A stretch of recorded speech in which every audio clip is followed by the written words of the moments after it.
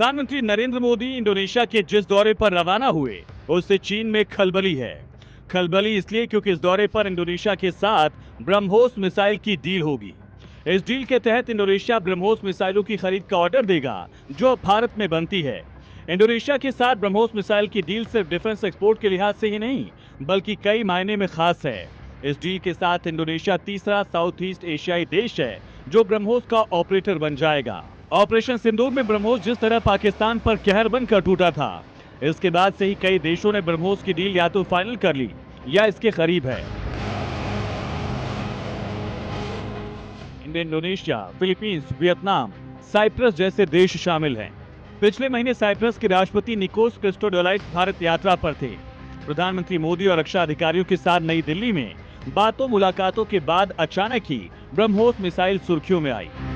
Cyprus को operation सिंदूर में ब्रह्मोस मिसाइलों का कमाल देखने के बाद से ही इसे खरीदने के लिए सौदे का इंतजार था। अब मलेशिया और थाईलैंड ने भी इसमें दिलचस्पी दिखाई।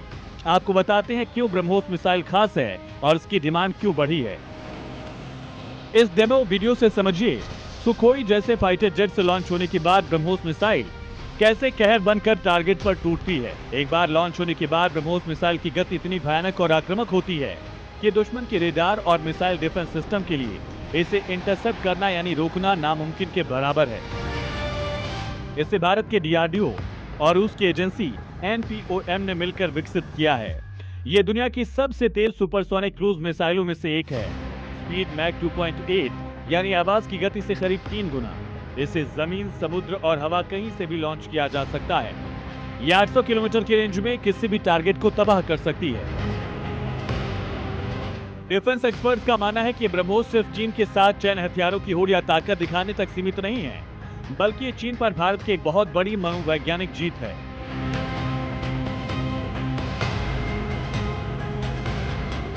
दक्षिण एशिया में जिन देशों को अपनी दौड़ में रखता था चीन, अब वो ब्रह्मोस से लैस होकर उसे चुनौती देते नजर आ रहे हैं।